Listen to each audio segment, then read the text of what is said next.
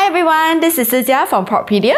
When buying a private property, have you ever wondered whether you should choose a big development with an array of facilities to suit your needs, or to choose a small project that is more exclusive?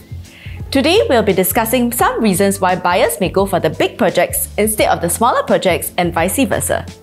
We will also go through some case studies to see which will actually hold their value better.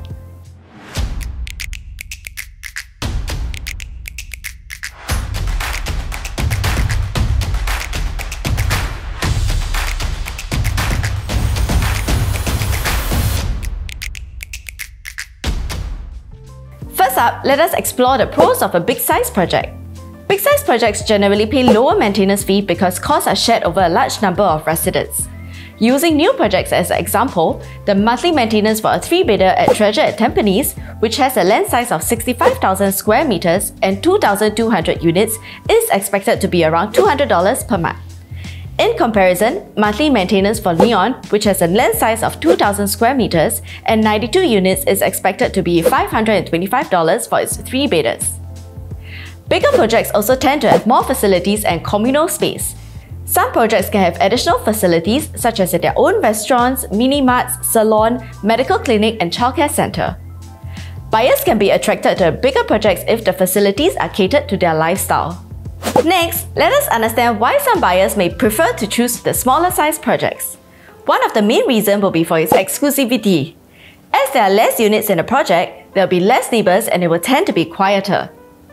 Facilities will be shared among less residents, hence they are less likely to be crowded and there will be more personal space for residents there. With fewer units in a project, there will be lesser competition for sellers and landlords, hence it will probably take them a shorter time to sell or rent out their units. In a smaller project, everyone will also have a greater voice in how things will run. It will be easier to push for an upgrade of a facility or to go for a collective en bloc sale, as it will be easier to get a smaller group of people to come into agreement than a very big one. Both big-size and small-size projects have their own charm and buyers should consider them carefully based on their own affordability and lifestyle. However, in terms of value, will the big or the small-size project fare better? To understand this, we'll be going through a project comparison in several districts. First up, let's take a look at the price movements of two projects in District 8. City Square Residences, which has 910 units, freehold and completed in 2009, versus TYRWHITT 139, which has 48 units, also freehold and completed in 2009. Both projects are located within a short walking distance from one another and, more importantly, TOP in the same year for a very fair comparison. Sorted by the highest profits, these are the profits for TYRWHITT 139, healthy and up to about $320,000. Now let's take a look at City Square Residences. For a fairer comparison, we have filtered to only show units below 1,000 square feet to match those of TYRWHITT 139. We can see that profits can go up as high as $1 million. In terms of value and capital appreciation, we believe that this is the position that most buyers would rather be in. Let's now move to District 10, the core central region, where projects are smaller in size with a higher price tag and owners tend to demand more privacy and exclusivity.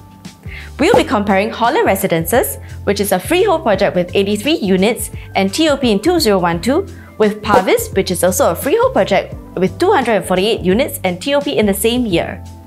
They are also within walking distance to one another. Now, let's see which project fared better in terms of their prices. Sorted by the highest profits, HOLLAND Residences have decent profits of up to $330,000.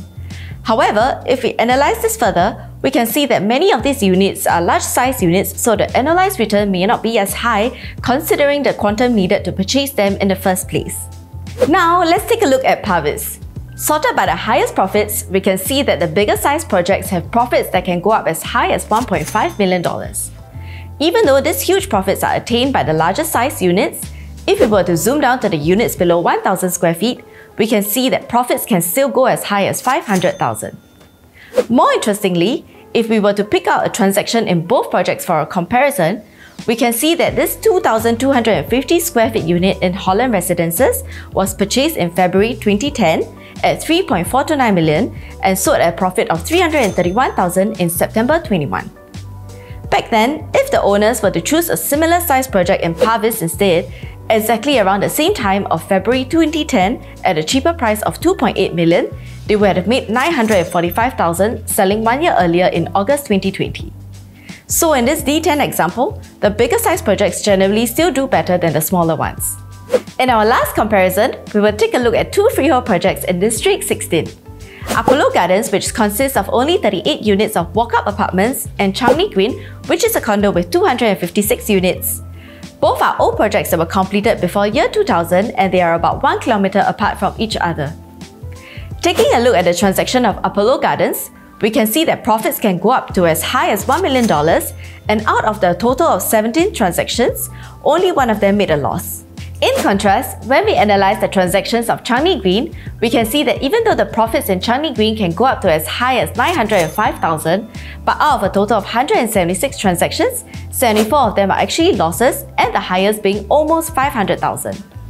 In this example, we can see that even though Apollo Gardens has very little units, prices seem to be less volatile and more stable growth compared to the nearby CHANGI Green.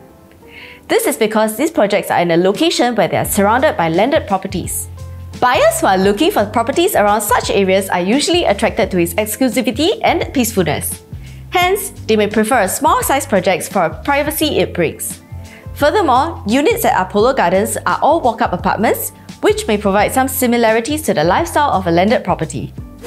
In conclusion, choosing a big size or a small size project is definitely a personal choice based on one's lifestyle and affordability. Price movements of different projects will also be different based on the location and the type of property in its surrounding area. If you are currently in a situation and you are unsure which project to go for, do give us a call and we can do the analysis and weigh out the pros and cons together. If you enjoy watching this video, do click on the like and subscribe button and we will see you in our next video. Once again, I'm Sijia. Thanks for watching.